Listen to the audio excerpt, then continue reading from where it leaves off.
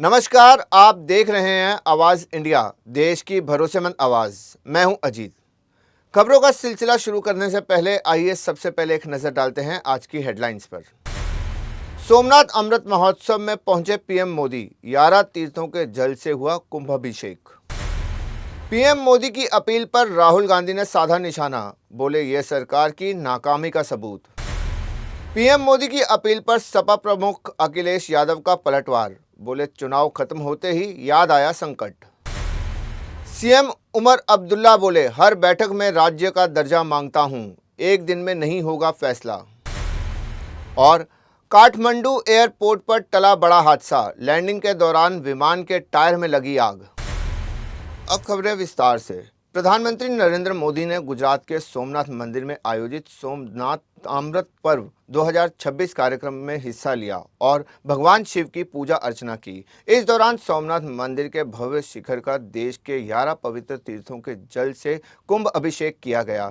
विशेष कलश के जरिए मंदिर के 90 मीटर ऊंचे शिखर पर पवित्र जल चढ़ाया गया।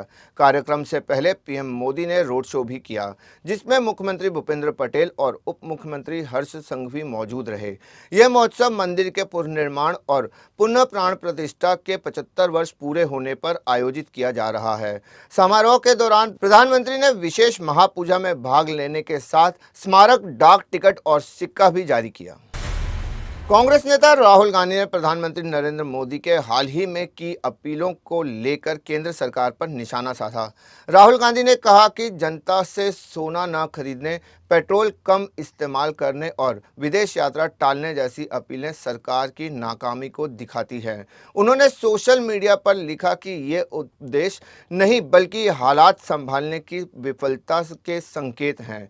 राहुल ने आरोप लगाया कि सरकार हर बार जिम्मेदारी जनता पर डालकर अपनी जवाबदेही से बचने की कोशिश करती है। 12 साल के शासन के बाद देश ऐसी स्थिति में पहुंच गया है जहां लोगों को क्या खरीदना है और क्या नहीं, ये बताया जा रहा है। समाजवादी पार्टी प्रमुख अखिलेश यादव ने प्रधानमंत्री नरेंद्र मोदी की सोना न खरीदने और तेल की खपत कम करने की अपील पर निशाना साधा। अखिलेश यादव ने कहा कि चुनाव खत्म होते ही सरकार को संकट याद आ गया है। उन्होंने सोशल मीडिया पर लिखा, देश के सामने सबसे बड़ा संकट भाजपा सरकार ही है।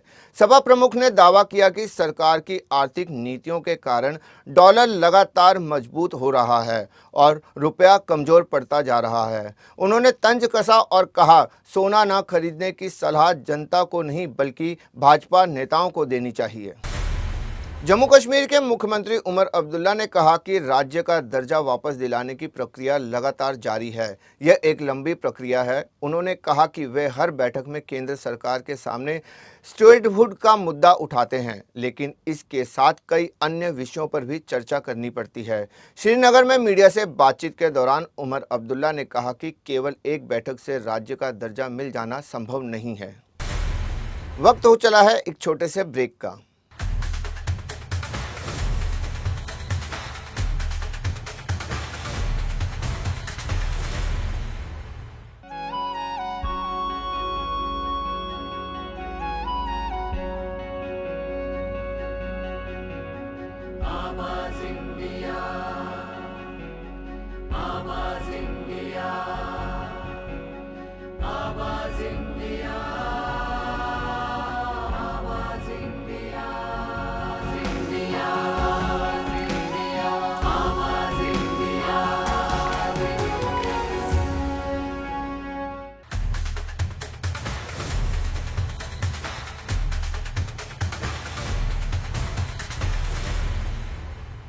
ब्रेक के बाद आप सभी का स्वागत है। उत्तर प्रदेश के गोवर्धन अधिक मास मेले में मुस्लिम दुकानदारों के प्रवेश पर रोक लगाने की मांग अब तेज हो गई है। हरिद्वार के साधु संतों ने भी इस मांग का समर्थन करते हुए धार्मिक स्थलों की पवित्रता और श्रद्धालुओं की आस्था का हवाला दिया है। आचार्य महामंडलेश्वर अरुण गिरी ने कहा कि प्रसाद और धार्मिक सामग्री की शुद्धता बनाए रखना जरूरी है।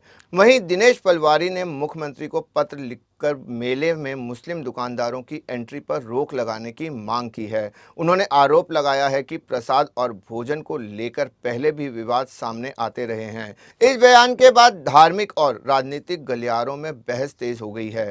हालांकि प्रशासन की ओर से अभी तक कोई आधिकारिक प्रतिक्रिया नहीं आई है। हिमाचल प्रदेश के चंबा जिले में सोमवार सुबह एक भीषण सड़क हादसे में 6 पर्यटकों की मौत हो गई, जबकि 4 लोग गंभीर रूप से घायल हो गए। हादसा चंबा नुपुर नेशनल हाईवे पर ककीरा के पास हुआ, जहां एक इनोवा कार अनियंत्रित होकर गहरी खाई में जा गिरी।